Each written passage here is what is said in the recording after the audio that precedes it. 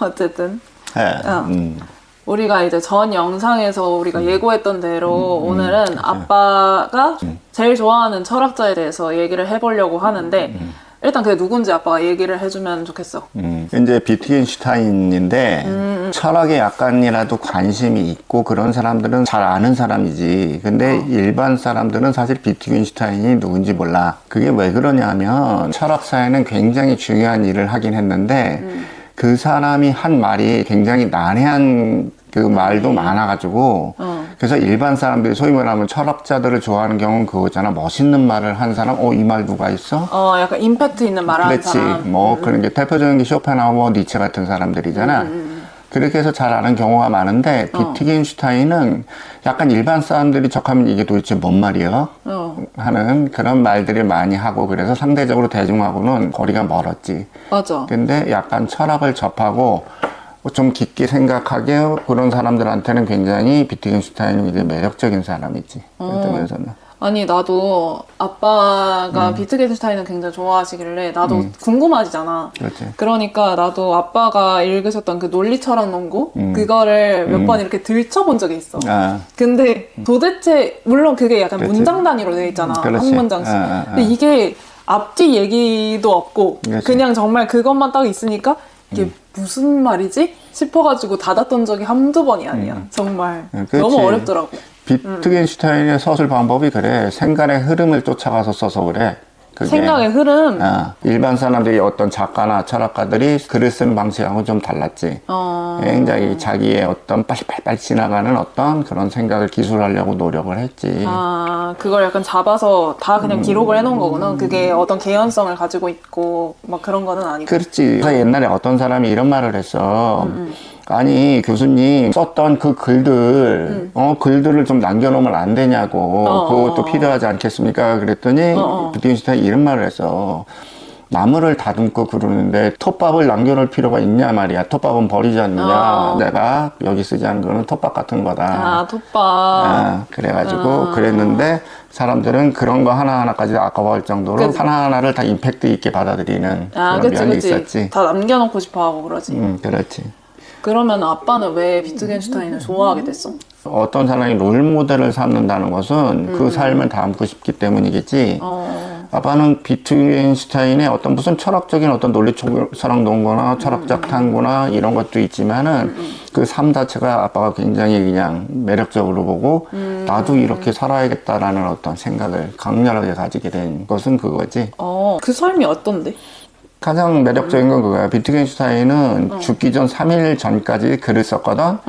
근데 그게 무슨 반복적인 어떤 글이 아니라 계속 새로운 글들이란 말이야. 확실성에 대하여라는 책인데 그거를 쓰다가 완성된 책은 아니야. 이거는 여기서 이제 말하자면 비트겐슈타인은 살아생전에 사실은 엄격하게 얘기하면 딱 책 한 권을 썼어. 본인이 이건 책이야 라고 묶은 게 한 권이라는 그게 거지? 한 권이야. 그게 20대 때 나온 논리철학 논거 하나야. 이거 내가 아까 얘기한 거? 그렇지. 그거 하나야. 그리고 비트겐슈타인이 살아생전에 나 이제 첫 끝 완전히 그렇게 한 책은 없어. 왜냐면 철학적 탐구가 유명하잖아요. 근데 그것도 완성되지 않았어. 왜? 성격을 알지. 끊임없이 수정하고 고치고 아니야. 완벽주의가 있구나. 그렇지. 엄청난 완벽주의자였어. 그런 게 있기 때문에 완성을 못 보고 갔지. 그래서 지금 우리가 접한 비트겐슈타인의 논리철학 논고를 제외한 모든 책들, 철학적 탐구, 청색책, 갈색책, 확실성에 대하여 모든 것들은 뒤에 남아있는 사람들이 그거를 편집하고 묻고 그래서 나온 책들이야. 그래서 아까 얘기로 돌아가자면 아빠는 그런 삶을 살고 싶은 거지. 왜? 죽기 전까지 정신이 흐트러지지 않고 명료한 사고를 하며 치열하게 글을 쓰고 가고 싶은 거지. 그래서 사실 아까 비트겐슈타인의 완벽주의 성향을 얘기를 했었잖아. 나도 사실 비트겐슈타인이 궁금하니까 사주도 한번 보기도 했는데 거기에 관성이 엄청 많아, 이 사람은. 관성은 나를 가두는 힘 같은 거거든. 그래. 이 가두는 힘이 강하다 보니까 본인을 가두는 것도 돼, 그게. 그래. 그러니까 완벽주의가 많이 그게 발현이 되는 거고, 그리고 이게 더 나아가서는 이 사람은 거의 강박증까지 있을 정도로 그렇게 사주가 구성이 되어 있더라고. 그러면 아빠가 비트겐슈타인의 말 중에 가장 좋아하는 말이 뭐야? 주요한 말이기도 하고 유명한 말이기도 하지. 원래 정확히 논리 철학 논고의 마지막 문장이었거든. 그 문장은 그거야. 말할 수 없는 것에 대해서는 침묵해야 한다야. 그게. 근데 이제 이게 보통 많이 알려진 문장은 이거지. 명료하게 말할 수 있는 것에 대해서는 말해야 하고 말할 수 없는 것에 대해서는 침묵해야 된다라고 이제 이렇게들 많이 알려져 있어. 예, 근데 앞에 거는 이 사람이 그 한 문장으로 얘기하지 않고 앞에 어떤 쭉쭉쭉 나오는 어떤 단락이 있어. 그게 그 내용을 담은 얘기야. 그래서 한마디로 정리한 거고 뒤에 있는 거는 말할 수 없는 거에 대해서 침묵해야 한다라는 거지. 예. 말할 수 없는 것이라는 거는 정확히 어떤 걸까? 이렇게 얘기하면 편하다. 비트겐슈타인이 사실은 그냥 한 일 중에 굉장히 유명한 거 있어. 뭘 했냐면 수학의 진리표 알지? 복합명제의 진리표를 만든 사람이야. 이게 이제 논리학에서 나온 거거든. 이게 이 얘기를 왜 그렇게 했냐면 그거야. 비트겐슈타인의 전기 철학에서는 참과 거짓을 구별할 수 있는 것을 얘기해야 된다고 얘기를 하는 거야. 그 이외에 형이상학적인 철학 문제, 그 다음에 신앙, 종교 이런 문제에 대해서는 침묵해야 된다라고 얘기를 해. 이게 그리고 후기 철학에서는 약간 또 바뀌어. 뭐냐면은 전기 철학은 참 거짓이 구별되어 있는 거에 대해서만 얘기를 해야 된다고 그랬잖아. 후기 철학에서는 의미가 있는 것과 없는 것을 구별할 수 있는 것만 얘기해야 되고 그 다음엔 똑같아. 어떤 형이상학적인 문제, 종교적 문제 이런 거에 대해서는 침묵해야 된다라고 얘기를 해. 이게 무슨 말이냐 하면 가령 이런 얘기야. 비트겐슈타인이 의미가 있는 말 없는 말을 생각하면은 가령 내일은 비가 올 수도 있고 안 올 수도 있습니다. 이 말은 무슨 뜻이 있을까? 의미가 없는 말이지. 이건 의미가 없는 말이야. 이게 이런 말들은 차라리 하지 말라고 얘기를 하는 거야. 특히 왜 이런 말할 수 없는 것에서 침묵해야 된다는 말은 왜 이런 말을 왜 했냐면 비트겐슈타인이 논리 철학 논고에서 얘기를 한 게 있어. 우리의 생각이 왜 이렇게 복잡해졌냐 면 철학이 왜 이렇게 복잡해졌냐 하면 말할 수 없는 것을 말해서 그렇다고 얘기를 해. 그게 뭐냐? 그치. 가령 진리란 무엇인가? 이 세계는 무엇인가? 존재란 무엇인가? 하등 필요 없는 그런 생각이라는 거지. 그런 고민이라는 거지. 그렇지. 고민이라는 거지. 진리란 무엇인가? 이런 고민을 철학자들이 던져놓으니까 마치 변하지 않는 무슨 진리가 있는 것처럼 전 세계의 모든 현상에 공통적인 뭐가 있을 거야. 이거를 비트겐슈타인의 스피킹으로 얘기하면 일반성의 추구라고 그래. 뭔가 일반성의 추구, 공통된 있을 거야. 이 세계를 움직이는 공통적인 뭔가가 있을 거야. 신의주의 이런 게. 이거는 실제로 논증으로 증명할 수도 없고 참고서를 판단할 수도 없고 후기 철학의 그 얘기로 얘기하자면 의미가 어떤 면에서 부여할 수 없는 건데도 그것을 자꾸 있던 것처럼 얘기를 하니까 그것 때문에 사람들이 오히려 철학적 혼란에 빠졌다고 그래. 이거를 비유로 이제 파리통의 비유를 해. 이게 서양에는 이렇게 파리 잡는 이렇게 항아리가 있는데 입구가 좁고 파리가 들어가면 못 빠져나와. 이 파리통 속에 빠지게 한 주범들이 철학자라고 그래. 제일 큰 원흉을 그래서 플라톤으로 지명을 하기도 해. 이게 그래서 모든 철학적 문제는 여기서 비롯됐기 때문에 말할 수 없는 것은 침묵해야 된다. 이것이 바로 철학적 문제 해소, 궁극적인 해소로 봐. 비트겐슈타인 뭐냐면 철학적 문제가 해결의 문제가 아니라 해소의 문제로 본 거야. 문제 자체가 사라져버린다는 얘기지. 무슨 말인지 알겠다.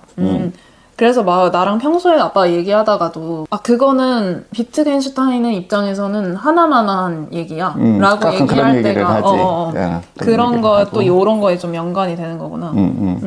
그러면서 20대 딱 논리 철학 논고를 내고 나서 난 철학의 모든 문제를 해결해냈어. 철학계에서 난 할 일이 없어. 철학계를 떠나. 대단히 매력적인 사람 아니니? 매력적이지. 정말 그런 매력적인 사람이지. 그러면서 비트겐슈타인은 이런 거를 얘기를 하는 거는 언어 비판 철학자라고 우리 얘기를 했잖아. 왜 우리가 많은 혼란에, 생각의 혼란, 사고의 혼란에 빠지게 됐냐면 잘못된 언어의 사용, 언어에 대한 오해에서 비롯됐다고 얘기를 해, 비트겐슈타인은.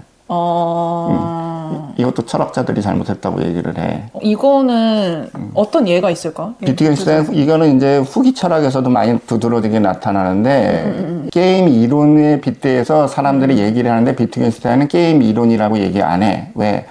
이론이라고 정해놓으면 자기 스스로도 모순이 되는 거거든. 형이상학은 말하지 말라고 얘기를 했어. 근데 자기가 이론이란 말을 쓰면 자기 스스로 모순적인 행동을 하게 되는 거잖아. 그래서 이론이란 말은 안 했는데 왜 빗대서 많이 얘기를 해. 그래서 뒤에 사람들이 게임 이론이라고 붙였어. 왜 게임에 대해서 빗대서 얘기를 했냐면은 이런 거야. 게임 이론이라는 건 하나의 규칙이 다르지. 농구 게임하고 축구 게임하고는 다르지. 같은 공을 사용하면서도 거기서 나름대로 약속이 있어가지고 행동을 하잖아. 언어를 왜 게임으로 봤냐면은 쉽게 이제 그래서 비트겐슈타인의 예를 그냥 하나 이렇게 들을게. 어떤 공장에서 두 사람이 일해. 한 사람이 이제 사장이고 한 사람이 이제 그 일하는 직원이야. 근데 건축을 하려면은 뭘 가져와라 시켜야 될 거 아니야. 사장이 그래. 그 직원한테 벽돌 하니까 그 직원이 벽돌을 가져와. 나무 그러니까 나무를 가져와. 근데 봐봐. 벽돌이란 단어하고 나무만을 따로 딱 떼어서 뜨면 그게 무슨 뜻이야? 벽돌 하나에 그거를 가리키잖아. 나무는 그냥 나무일 뿐이야. 근데 그 사장이 공장이라는 환경에서 벽돌 한 개 벽돌이라는 뜻이야? 벽돌 가져오라는 벽돌 가져오라는 뜻이지. 그게. 이거는 뭐냐 하면은 초등학교 선생님이 학생들한테 벽돌 그랬어. 이건 무슨 뜻이야? 이건 벽돌입니다. 이건 벽돌이야 라는 뜻이지. 그런 거라는 얘기야. 언어는 쓰임에 의해서 맥락에 의해서 그 뜻이 드러난다고 보는 거야. 그 상황에 따라. 그렇지. 그 뜻에 드러나는 거야. 한번 그러면은 이렇게도 한번 얘기를 해볼까? 수정이가 아빠 사랑해. 그러면은 아니야 사랑 안 해? 아니지. 응? 아빠 사랑해. 그러면 아빠 사랑해라는 뜻일 수 있는 거지. 근데 상황에 따라서는 아빠 사랑해가 무슨 뜻으로 변할 수도 있어. 이거 해줘. 아빠 용돈 떨어졌어. 또 되는 거야. 내가 언제 용돈 떨어졌다고 아빠 사랑이라고 했어. 비트겐슈타인이 이렇게 한 얘기 이유가 뭐냐 하면은 철학자들의 언어는 어떤 이 상황에 어떤 상황에 고려하지 않고 이것은 우리가 자꾸 뭘 정의를 하려고 그런단 말이야. 이 단어를 정의하려고 그리고 가령 제목이 이게 존재란 무엇인가 질이란 무엇인가 여기서 벗어나야 된다는 얘기지. 그래서 비트겐슈타인이 무슨 말을 하냐면은 철학은 첫째 일상 언어로 해야 된다고 얘기를 했어. 일상 언어로. 그렇지. 일상 언어로 얘기를 해야 되고 그리고 주변의 어떤 그거를 같이 파악을 해야지 그래서 가능하다는 얘기지. 이게. 근데 논리처럼 논 거는 너무 일상 언어가 아니던데. 일상 언어가 아니지. 너무 어려운 언어던데. 그거는 이제 그러니까. 베토벤이 뭐가 꽂혀갖고 막 여기 악보 쓰고 막 그러듯이 그렇게 기술된 거야. 그런데 왜 근데 비트겐슈타인이 매력적이냐라고 하면 논리철학 농구를 쓰고 나서도 한 얘기지만 말할 수 없는 것에 대해서는 침묵해야 된다라고 얘기를 하고 그리고 철학자 탐구를 쓰면서도 계속 그런 얘기를 해. 중요한 것은 쓰지 않은 그 부분이 더 중요하다고 얘기를 했어. 비트겐슈타인이 윤리학에 대해서 많은 얘기를 하지를 않지만 유명한 얘기가 있어. 선한 것은 신성하다. 이것이 나의 윤리학이다. 그리고 끝이야. 이게 굳이 말을 하려면 그거다 이거지. 이게 더 중요하다고 얘기를 해. 이거는 말하지 말고 드러나야 된다고 얘기를 했어. 가령 아름다움도 얘기할 수 없는 부분이지 미학도 얘기하면 안 된다고 얘기했어요. 근데 우리가 자연이나 그림을 보면 느끼지. 그게 아름다움이 드러난다고 얘기를 하는 거야. 비트겐슈타인은 그런 식으로 시도 그렇다고 얘기를 했어. 왜 근데 이게 이 관점이 왜 생겼냐면 1차 세계대전에 참전을 해. 그래서 일부러 기피하는 전쟁터에 스스로 막 나가. 죽음을 무릅쓰고 죽음을 느껴보고 싶었던 거지, 공포를. 그래서 진짜 훈장까지 받아. 그 이후로 비트겐슈타인이 변해. 말할 수 없는 것.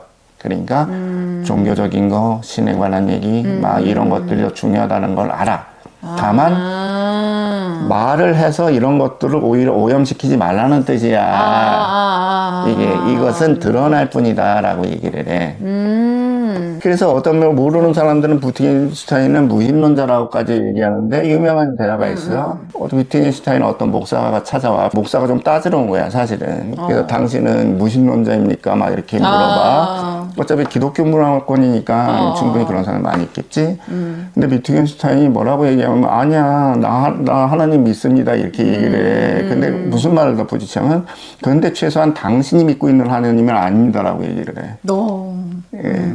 근데 실질적으로 아빠는 그렇게 보는 거지. 이 삶 자체가 실제로 철학을 하면서 실제로 자기가 생각한 대로 살라고 노력을 했던 거야. 노력을 하고 그 재산을 다 받지 않고 시골학교 교사가 되질 않나. 그리고 이 사람이 매력적인 건 전기 철학의 논리 철학 농구의 결점이 발견이 돼. 이 너무 자존심 상황에서 받아들이기 힘든데 이거를 결국은 접어 내가 잘못했다고 그래서 전환기를 이루어. 근데 진짜 이 사람 사주를 보면 이 사람이 이 자존심을 꺾었다는 거는 그렇지. 정말 엄청난 일이야. 정말 이 사람은 너무 체면이 너무 중요한 사람이거든, 사실. 그래서 이걸 꺾었다는 거는 정말 엄청난 일이지. 물론 버텼지. 버텼어? 바로 흔쾌히 이르질 않아. 그래가지고 울그락 이 사람 스타일에 그래서 고민을 해. 그리고 뒤로 가서 검토를 해. 그래서 자기가 납득이 돼서 이게 정말 맞는 사람. 그래. 이게 바꾼 거야. 그러면 지금까지는 좀 비트겐슈타인이 어떤 생각을 했고 이런 얘기를 좀 많이 했는데 뭔가 비트겐슈타인과 아빠와의 사이에 대해서 조금 더 얘기를 해보고 싶은 거야. 예를 들어서 이게 좀 궁금했어. 아빠가 그래도 예전에 비트겐슈타인의 말이 좀 모여있는 그런 책을 보면서 아빠의 생각을 거기다 이렇게 덧붙여가지고 그렇지. 마치 문답을 하는 듯이 좀 그런 책을 쓴 적이 있잖아. 그렇게 쓴 글을 모아서 과의 대화. 비트겐슈타인과의 대화라는 그런 제목도 붙였었잖아. 그러면 아빠가 이걸 하는 과정에서 아빠의 삶이 좀 많이 변화가 된 지점들이 있어? 생각의 힘이지. 생각의 힘. 자신의 생각을 끄집어내가지고 이것을 명료화시키는 작업을 하는 게 굉장히 올라갔지. 아빠 스스로가. 그렇지, 아빠의 스스로가. 모든 철학자는 세상에 하고 싶은 얘기가 있었어. 그렇지. 사실은 이 하고 싶은 얘기가 중요하거든. 그치. 지금도 비트겐슈타인을 연구하는 사람들은 그런데 비트겐슈타인이 한 그 논리학이나 기호나 여기만 자꾸 집중하는 경향이 있는데 아빠는 그러면 안 된다고 생각을 하거든. 비트겐슈타인은 온 삶으로 하고 싶은 얘기가 있었어. 철학을 하지 말 것. 말할 수 없는 부분에 대해서는 말하지 말고. 철학자이면서도. 근데 이거를 가만히 생각해야 돼. 그럼 고민하며 살지 말아야 되느냐. 그 말을 한 게 아니야. 왜냐하면 우리가 철학이라고 생각하는 그거에 대해서 문제점을 갖고 그것을 하지 말라는 얘기고 많은 사람들이 또 철학을 하기를 원했어. 철학을 공부하는 것과 철학하는 것을 구별을 하지 아빠는. 공부하는 거랑 철학을 하는 거랑. 그렇지. 그거를 다르게 보자, 아빠. 그렇지. 사실은 이게 비트겐슈타인이 얘기하던 맥락이 그런 말이었어. 자기 삶에 대해서 고민을 하며 하지 말라는 뜻이 아니야. 이게 쓸데없이 가서 형이상학적인 어떤 함정에 빠져서 헤매지 말라는 뜻이라거든.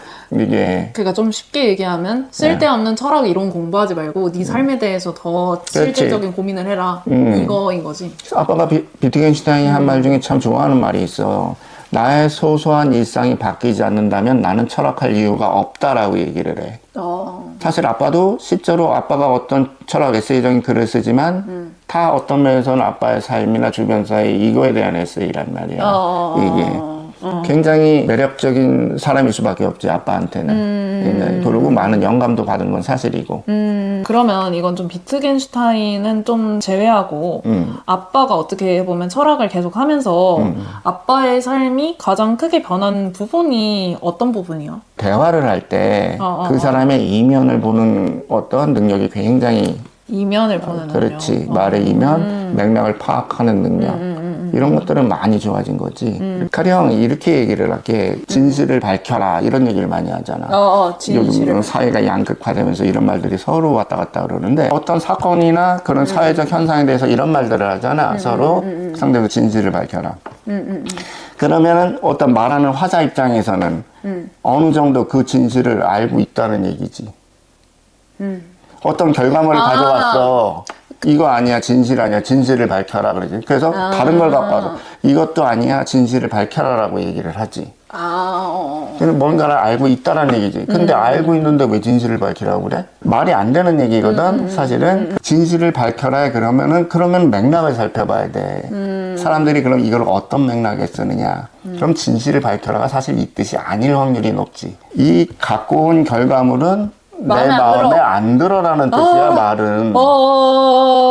내가 원하는 답을 갖고 와. 그렇지. 내가 원하는 답을 갖고 와야 사실은 맥락이 이게 그렇잖아. 쓰는 언어들 가만히 보면 이건 모순적인 얘기를 하고 있는데 사람들은 너무나 아무렇지도 않게 쉽게 써. 그리고 그냥 알아듣기에는 보이지 않는 적응이 무엇이 있을 거야. 맞아. 라는 이런 착각, 이런 사고가 작동이 된단 말이야. 이게. 실제적으로 많은 사회적 현상에서 이런 언어들을 보면 굉장히 모순된 얘기들이 많아. 어떻게 보면 이런 사고를 하는 힘을 그 아빠와 비트겐슈타인과의 대화를 하면서 조금 기른 걸 수도 있겠네. 그렇지. 그런 거죠. 이건 뭐냐면은 쓰는 사람의 언어를 어떤 면에서 비판적으로 보면서 이제 하는 어떤 그런 것들이지. 그럼 아무래도 글쓰기가 훨씬 더 정밀해지지. 당연히. 마무리를 어떻게 해야 되지? 이제 충분히 우리는 비트겐슈타인에 대해서 얘기를 한 것 같긴 한데. 그러면서 이제 이런 거지. 그래서 비트겐슈타인은 실제로 많은 사람이 논리 철학자를 보고 싶어 하지만은 비트겐슈타인이 정작 얘기한 거는 우리의 도덕성, 우리의 어떤 윤리, 세상 어떤 이런 거에 대해서 더 얘기를 싶어하고 몸소 실천한 철학가라고 했잖아. 바로 지금같이 말로만 사회 정의를 외치는 사람들이 얼마나 많아. 이게 그런 사회에서 학자적인 양심 어떤 면에서는 그런 대로 산 그런 사람들이 그리워지는 시절이기도 하지.